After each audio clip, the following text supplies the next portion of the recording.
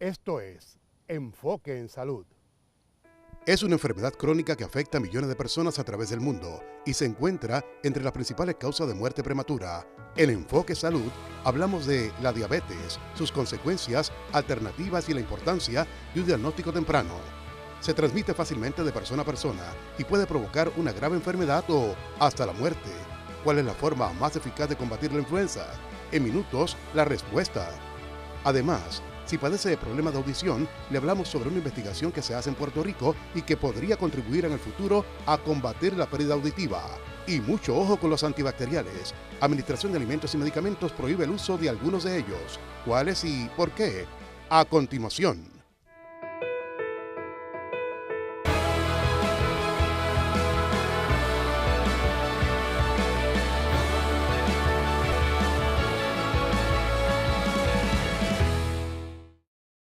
Según proyecciones de la Organización Mundial de la Salud, la diabetes será la séptima causa de mortalidad en el 2030.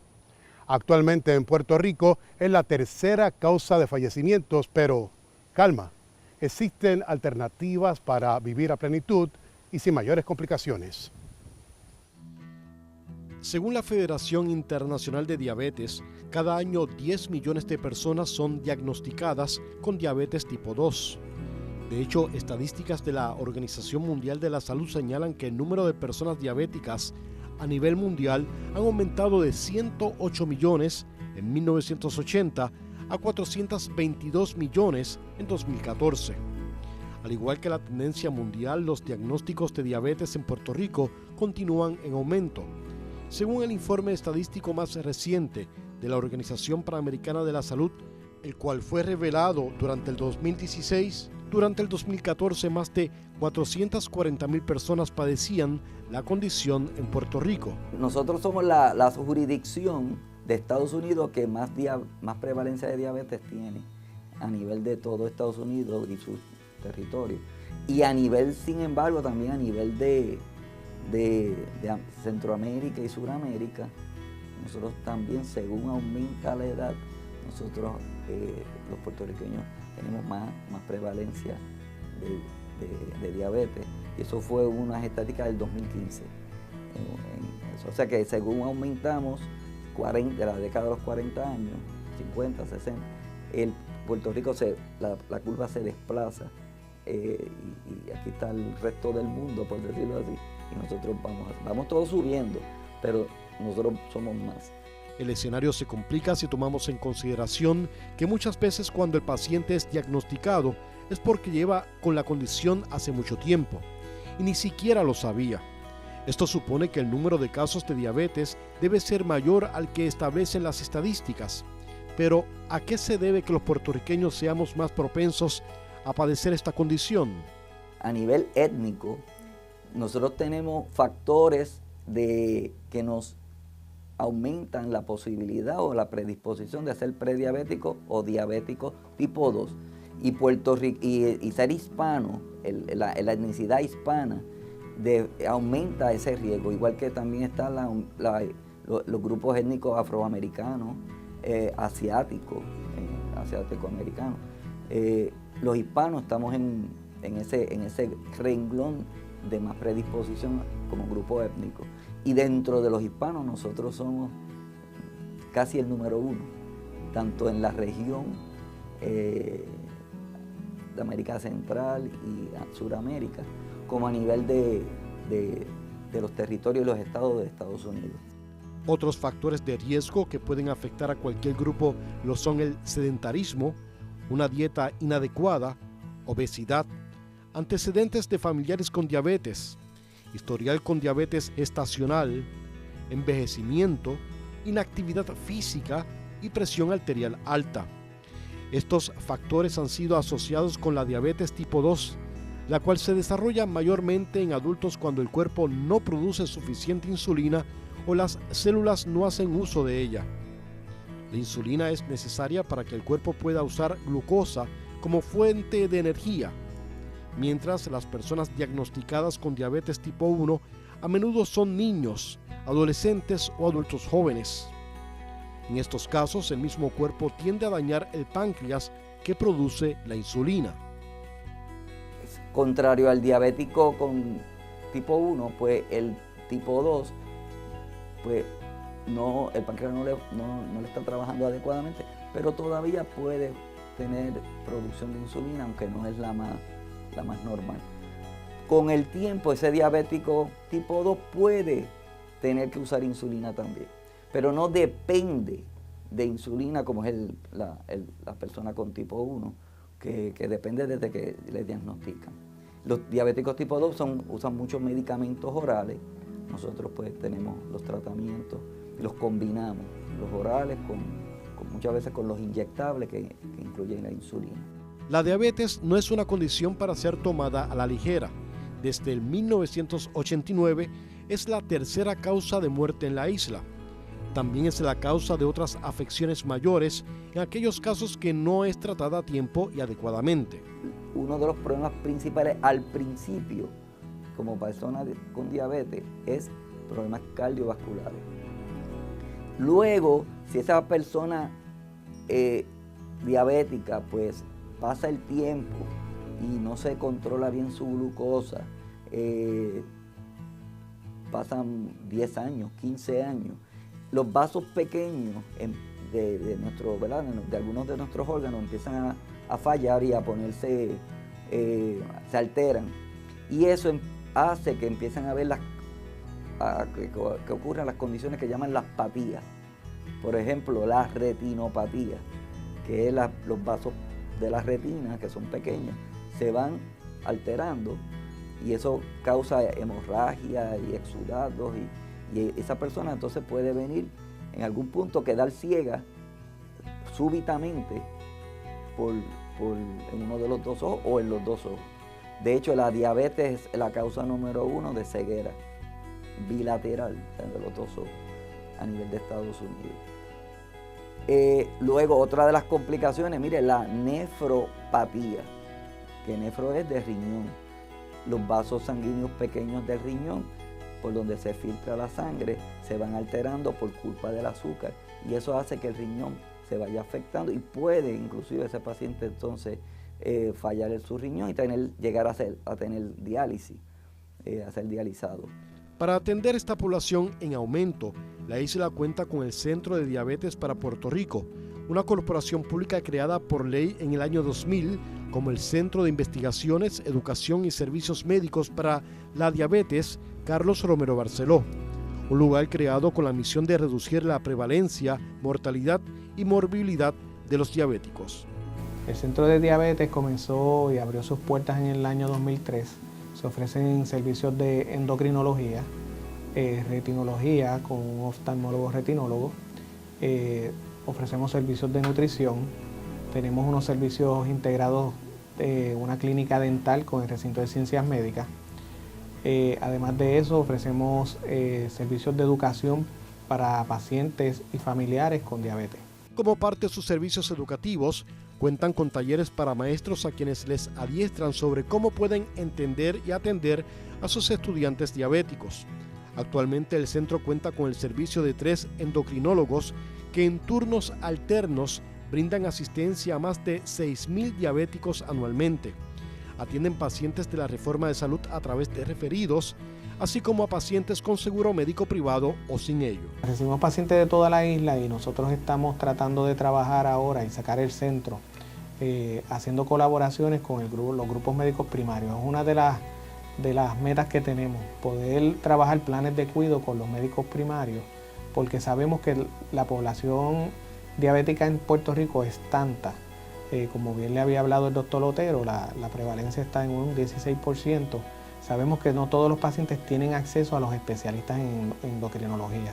Se estima que en Puerto Rico solo hay aproximadamente 69 endocrinólogos para adultos y unos 15 endocrinólogos pediátricos, lo que hace urgente la necesidad de crear alianzas como estas, así como en otras áreas.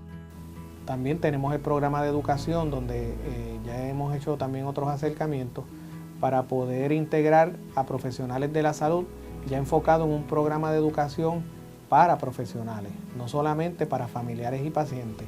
Y estamos tratando de trabajar esto bajo un modelo de Patient Centered Medical Home o centrado en el paciente, que es uno de los modelos que estuvo impulsando la Reforma Federal de Salud. Uno de los componentes fundamentales en el tratamiento del paciente diabético es la nutrición, un aspecto que recibe especial atención en el Centro de Diabetes para Puerto Rico, en reconocimiento de que una alimentación saludable junto a los medicamentos, así como practicar ejercicios, es la clave para ayudar a controlar el nivel de glucosa en la sangre, la presión arterial y el colesterol, además de mantener el peso apropiado. De ahí la importancia de crear un plan de alimentación adecuado a las necesidades del paciente. Cuando tú tienes personas con diabetes, tienes que mirar en qué contexto viene este ser humano. ¿Qué hay alrededor de él a nivel social, económico, de trabajo, cómo vive? Para entonces, a partir de ahí, desarrollar un plan individual. Para establecer el requisito calórico se va a mirar el diario vivir, qué hace la persona, cuánta actividad física tiene, qué tipo de trabajo está realizando, porque no es lo mismo tener una persona que es un obrero de la construcción versus una persona que está en un escritorio haciendo un trabajo clerical. Y tienes que mirar la actividad física de la persona, si es hombre o si es mujer, la edad que tiene y el estilo de vida en general que esa persona le rodea. Los diabéticos pueden consumir los mismos alimentos que su familia. Tan solo debe hacer algunos ajustes dejándose guiar por las recomendaciones de su dietista, quien le ayudará a establecer un plan para identificar qué tipos de alimentos debe comer, en qué cantidad y en qué momento.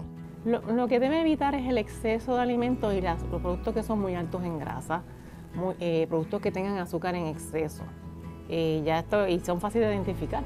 O sea, por ejemplo, no es lo mismo consumir un pedazo de pan integral versus una dona que esté glaseada. Ya uno sabe que uno contra el otro, hay uno que tiene más azúcar que el otro. Así que hay que empezar a enseñar a la gente que este tipo de alimentos, mira, vamos a tratar de empezar a reducirlo, ya que empezaste con diabetes el otro día. Una alimentación adecuada para diabéticos debe incluir vegetales, granos integrales, frutas, productos lácteos sin grasa, carnes magras, aves y pescado. Uno de los métodos más utilizados para planificar las comidas es el del plato. Pues fíjate que en la parte más grande, lo que se le va a estar promoviendo a la persona es que utilicen vegetales, ensaladas. Vamos a decir, ensalada en Puerto Rico es lechuga, tomate, más bien ensalada verde. En las dos regiones más pequeñitas van a ir en este lado, si lo queremos llamar así, el pedacito de carne, y en este lado el arroz, los granos, pastas y viandas. Pero si te fijas bien, esto no es lo que nosotros estamos acostumbrados a hacer. Otra cosa que no estamos acostumbrados a hacer es medir las porciones de alimentos que consumimos, y esta es una práctica esencial para el paciente diabético. Este producto tiene 3 onzas de carne. Mira el pedazo que es pequeñito.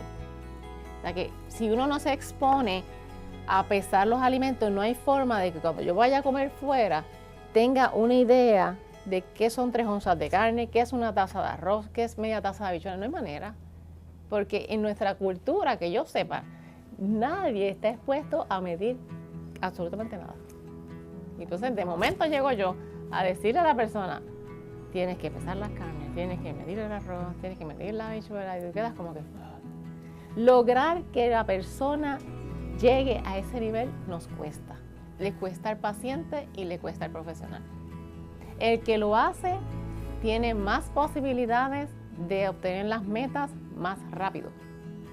Porque no es lo mismo una taza de arroz versus que me comí la mitad de lo que había allí en la cafetería y el otro lo guardé. Seguir estilos de vida saludable podría no ser una tarea fácil. Sin embargo, es el mejor camino para evitar el desarrollo de diabetes o complicaciones si ya la padece. Lugares como el Centro de Diabetes para Puerto Rico cuentan con los profesionales en salud que pueden ayudarle con su condición.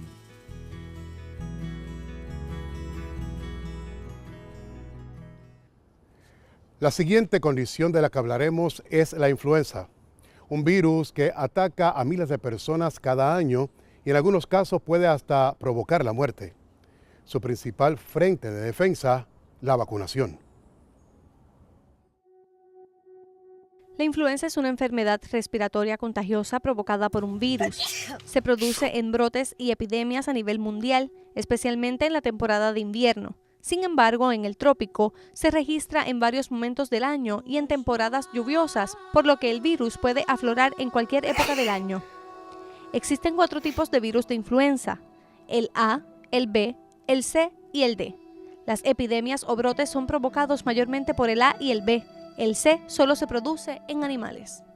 El A y el B son virus que al llegar a la persona, infecta a la persona, normalmente entra por la persona por las mucosas, sea que la persona le estornudó a otra persona que ya tiene influenza, puede entrar a través de la mucosa de los ojos, de la boca y de la nariz. Y ahí produce, normalmente tiene 3 días de incubación en la persona que ya infectó y de ahí entonces se produce la sintomatología, que puede ser de muy leve hasta muy severa. La sintomatología más común es fiebre, dolor de garganta, gotereo nasal, tos, dolor de cabeza, dolor muscular y fatiga. Algunas personas también pueden tener vómitos y diarreas, aunque esto es más común en los niños que en los adultos. Estos síntomas normalmente pueden durar entre 5 a 7 días. La persona, cuando no es muy grave la enfermedad, tiende a recuperarse rápidamente, pero hay unos grupos que esta enfermedad puede ser muy perjudicial, inclusive mortal. En Estados Unidos, en una temporada de influenza, las muertes pueden variar de 3.000 a 43.000. Los grupos más vulnerables y que podrían sufrir complicaciones mayores son las personas de 65 años o más, personas en estado de inmunosupresión como pacientes con SIDA o aquellos que se hayan sometido a un trasplante, quienes padezcan una enfermedad que predisponga a complicaciones como las enfermedades crónicas cardiovasculares, diabetes, insuficiencia renal, anemia, enfermedades pulmonares, enfermedades hepáticas crónicas, infantes y mujeres embarazadas. En estos grupos podrían haber complicaciones como una pulmonía o fallos en los órganos internos que podrían llevar hasta la muerte. Por ello es que siempre, ante un cuadro de influenza, siempre hay que tener una expectativa. Y la mayor prevención de la influenza es la vacunación. Aparte de que, claro está, si usted se siente enfermo, quédese en su casa, vaya a su médico, a ver si este entonces le ordena una prueba rápida de influenza para saber si tiene influenza. Las medidas de prevención social, estornúdese en su antebrazo cuando vaya a estornudar, en pañuelos de tela, si no se va a utilizar pañuelos de papel, y el lavado de manos. Es el método más sencillo, más barato y más efectivo en evitar el contagio de esta enfermedad y cualquier enfermedad. Y también la limpieza que se tiene que dar cuando una persona está enferma en las áreas. La pasada temporada de influenza, que comprendió del 1 de julio de 2015 al 30 de junio del 2016, Puerto Rico reportó 43,000 casos de influenza. De estos, 300 personas fueron hospitalizadas y 24 murieron a causa de las complicaciones. De ahí la importancia de la vacunación como principal método de prevención. Lavarse las manos es un hábito básico de la higiene personal. Pero, ¿qué tal si le digo que los productos que utiliza para su aseo pueden estar perjudicando su salud? Como medida para atender el asunto, se ha dado un término para que estos productos sean seguros. Pero mientras eso pasa, es importante que usted sepa en qué consiste el problema. La percepción es que con los productos antibacteriales se cuenta con un aliado poderoso a la hora de la limpieza, pero la Administración Federal de Drogas y Alimentos reveló otra cosa: el triclocarban y el triclosan, dos químicos comunes en jabones antibacteriales, no podrán estar presentes en los jabones de baño para septiembre de 2017. Resulta que en el 2013 la FDA pidió a los fabricantes de jabones antibacteriales probar la eficacia de su producto, pero la evidencia sometida no resultó suficiente. Incluso se habla de un posible riesgo a la salud. La doctora Sandra Cruz Paul, quien es conferenciante en el tema sobre salud en el hogar, asegura que los efectos de estos dos químicos pueden ser serios a largo plazo. Se ha demostrado que es un disruptor hormonal, o sea que imita las hormonas humanas, y ahí es que está el peligro.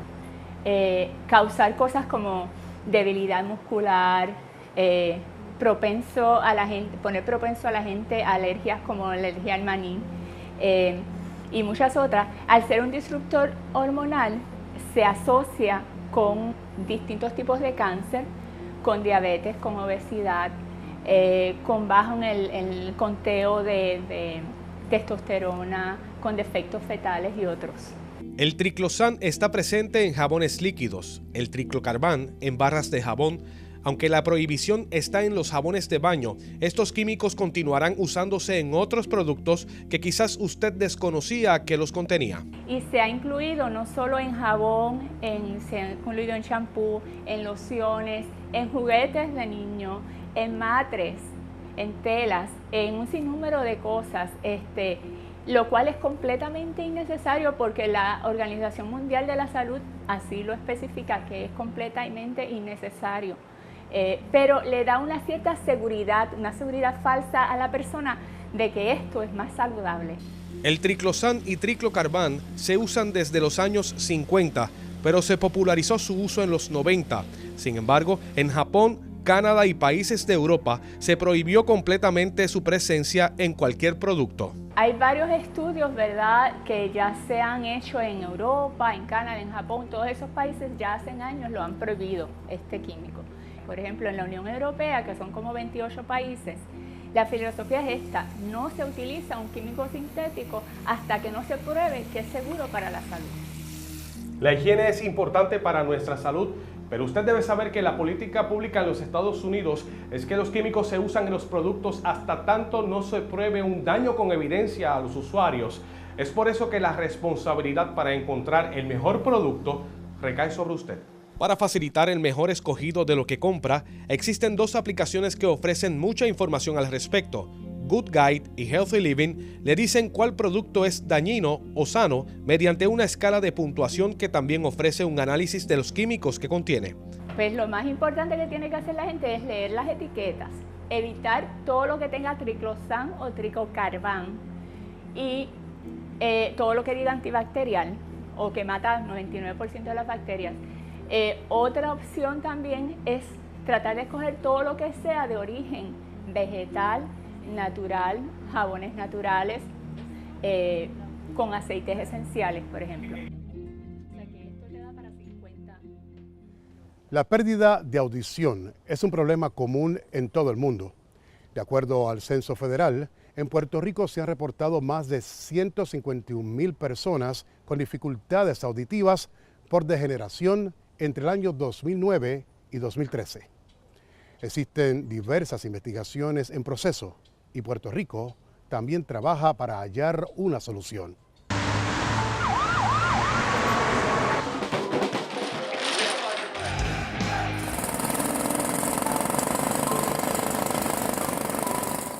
La doctora Martín Vera, profesora e investigadora en el recinto de Ciencias Médicas de la Universidad de Puerto Rico, lleva a cabo una investigación de regeneración celular con peces que podría ser base para una solución a nivel genético.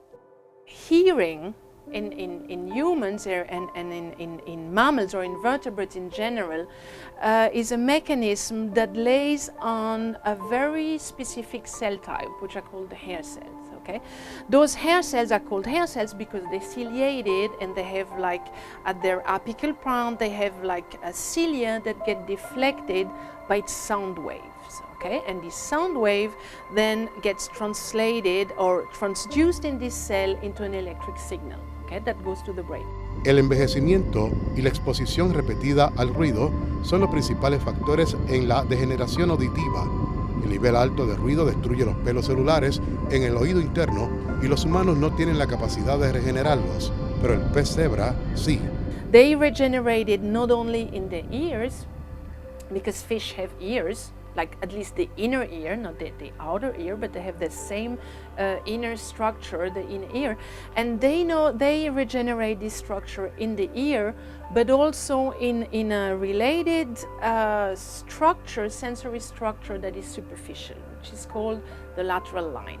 And so what that allows us is that we can go and manipulate those cells by simply adding something in the water in which the animal swims. La neurobióloga Vera investiga la manera en que regeneran su epitelio sensorial para crear una base de conocimiento con la que en un futuro se pudiera desarrollar una terapia genética para los humanos. Zebrafish is a genetic model, meaning that we can create mutations. We can or go and say, okay, we think that gene X is involved in this process. We're going to go and mutate that and see what happens when it's not there. Okay? Luego de haber creado una mutación en un gen específico, se procede a utilizar agentes como el cobre, que es tóxico para los pelos celulares. Al añadirse al agua en que nadan las larvas, le destruye los pelos celulares y entonces se observa si surgen de vuelta. In the mutant, if this gene is important, they're not going to regenerate. Okay, so that's the basic principle where we go and we say, okay, if I break the mechanism, if I break, the clock, if I break this little piece in the clock, is it still going to work? If it's not, it means that this piece is important. El estudio se efectúa por observación en el desarrollo de las estructuras en los peces y se reproduce en una segunda generación. Para la labor, la profesora cuenta con ayuda de estudiantes graduados y un abasto de hasta 20,000 peces adultos. Contamos con alrededor de 660 peceras.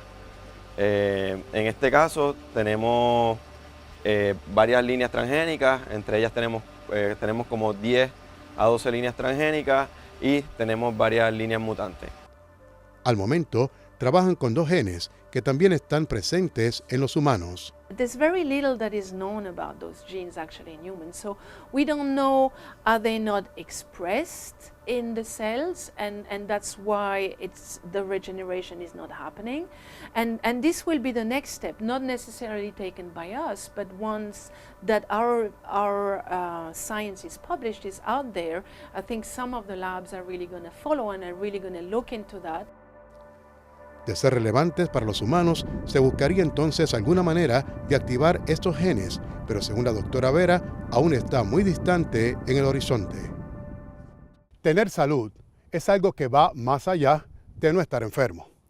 Corresponde a cada cual elegir estilos de vida que le ayuden a mantener una buena condición. Enfoque en Salud es para orientarle y brindarle una guía. A usted le corresponde el resto.